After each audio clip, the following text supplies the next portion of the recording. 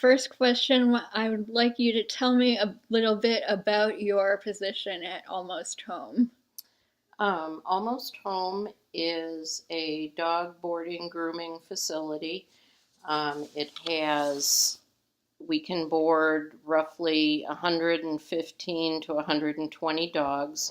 We have about 10 to 20 employees. Generally, our business is seasonal, so the number of employees varies, but that's roughly how many employees we have. We have two independent contractors who do the grooming. We have kennel techs and we have receptionists. Okay, thank you. How would you describe your path to leadership in this position? Was it something you actively sought out and chose to do, or was it more of an accidental sort of discovery? It was a little bit of both. Um, I've been involved in dog rescue for about 10 years, and the vet that worked with me in helping those dogs is one of the owners of this facility, of this dog boarding and grooming facility. His vet is right next door. And after spending a week on a task force at a local shelter and having done so successfully, and I found it a challenge, I mentioned to this vet that I'd love to try and run something like that. So a few months after that conversation, this opening for the manager position came open. They had had a manager that was ineffective, and the employees basically threatened to walk out and came to him and said they couldn't do their work anymore because of issues with this other manager. And he then asked me, I assume because of that, he's known me for 10 years, and I assume, given my experience in the shelter and having told him specifically I would be interested in running a boarding facility, he asked me if I would take on the position. And we discussed it, and I did. Thank you. That sounds very like quite a journey. It was. um, what is your favorite thing about leadership? Like in all of that, what was your favorite thing? I've been there 2 years now, and I think the thing I like best, there are several things I like. Well, I guess it's specifically leadership.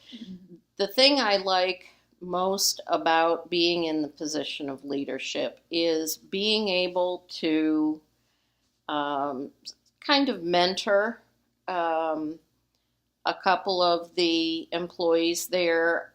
When I came in, I set up, after getting the lay of the land and interacting with the various employees, I identified the two in the kennel part of it that had a lot of potential. And not just potential, but were really, really dedicated to their jobs and were just went the extra mile, were outstanding employees. And I tapped them to be I initiated the shift system, which is unique, at least to the kennels in this area. And then I put them in charge of one on each shift. And it's been an interesting, I guess, journey, if you want to call it that, or undertaking. watching them and helping them become leaders in their own way. Um, so I really like that, as I think that's the thing I like the most. The other thing about leadership is that you are able to envision, you can put your stamp on the facility, or in the job, in the area that you are, in which you lead.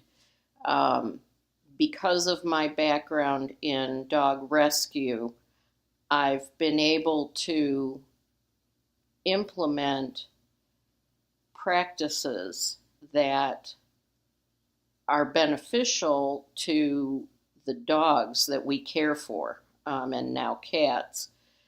That's a neat thing to have those, to say, I think this is a better way to do this, and to be in the position to implement those ideas. All right, thank Mm-hmm. you. One last question. If you had to give advice to someone who wanted to be in the position that you are in, what advice would you give that person? I would tell them, well, I would advise them that if they didn't want to deal with people, that they shouldn't go near this position. You might think, as I said earlier, people think that because it's a dog kennel, you're only dealing with dogs. That's not the case. You are dealing with internal people, your employees, and you're dealing with external people, clients, some of whom there is no pleasing. And if you don't people well, if you don't like dealing with people or can't deal with people, then you really have no business taking on a position like this. I think the other thing that I would tell them, or advice I would give them, is that, and I've learned this over my life, and it definitely has come into play as a manager here, and that is that there are always two sides to every story. Even though it may seem one sided, there are always two different viewpoints, and to be able to acknowledge both of those, specifically in inter-employee relationships. Um, there, you have to understand that it's not the first person who comes in.